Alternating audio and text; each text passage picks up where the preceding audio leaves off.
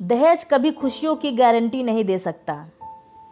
एक सुंदर सी कन्या अनामिका कॉलेज में अपना ग्रेजुएशन पूरा करती है, तभी उसकी मुलाकात एक लड़के राहुल से होती है। राहुल बहुत ही स्मार्ट और माता पिता का आज्ञाकारी बेटा है।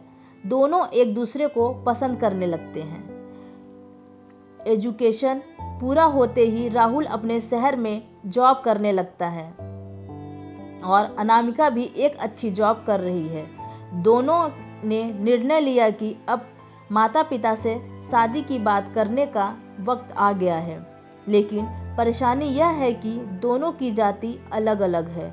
राहुल के समाज में दहेज बहुत ज़रूरी है, जो नकद के अलावा कई तरह के गिफ्ट्स और गहनों की मांग करता है। राहुल ने अनामिका को यह स्थिति स्पष्ट की और कहा, घर वालों को मनाओ, अगर तुम सभी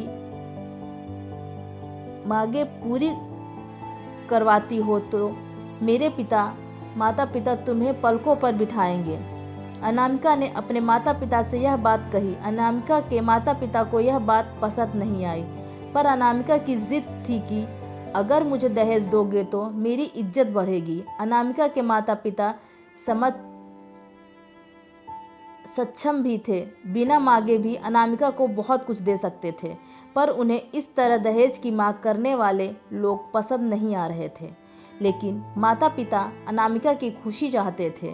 उन्हें डर था कि कहीं उनकी बेटी यह ना सोचे कि वो अपनी बेटी को कुछ देना ही नहीं चाहते, इसलिए उन्होंने सभी शर्तें मानी। शादी में राहुल को कार, फ्लैट, फर्नीचर के साथ 50 लाख नकद दिए गए। अनामिका को गहने भी दिए गए और सभी रिश्तेदारों को गिफ्ट्स और कपड़े भी दिए गए। शादी बहुत धूमधाम से की गई, कोई कमी नहीं छोड़ी गई।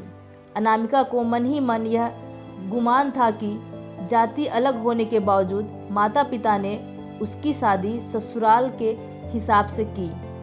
उसे विश्वास था कि उसे बेटी बनाकर रखा जाएगा और वही प्यार दिया जाएगा जो उसके माता पिता ने दिया, क्योंकि उसने अपने ससुराल का मान रखा है। अनामिका ने अपने घर से ससुराल विदा ली। ससुराल में बहुत ज़्यादा पर्दा था। बहू को मनचाहा खाने की भी स्वतंत्रता नहीं थी। कितनी भी भूख क्यों ना हो, घर की बहू सबके खाने के बाद ही खाएगी। यहाँ तक कि उसे घर के पुरुषों के सामने बैठने तक की भी इजाज़त नहीं थी। अनामिका ने इस बात पर ऐतराज़ दिखाया, पर उसकी किसी ने ना सुनी। राहुल ने भी यह बोलकर मुंह फेर लिया कि यह तो परंपरा है। अनामिका को जो गुमान था वह धरा का धरा रह गया। उसे अपने माता पिता की बात याद आई। जब उन्होंने समझाया था तो वह उनसे बहुत लड़ी थी। उसने ससुराल में बात करने का फैसला किया। अनामिका ने अपने सास ससुर और पति से बात की, लेकिन उन्होंने नहीं सुनी। उसे बहुत बेरहमी से पीटा गया। अनामिका ने कभी ऐसा व्यवहार नहीं देखा था। उसे जिस लाए हुए दहेज पर घमंड था वह चूर चूर हो गया।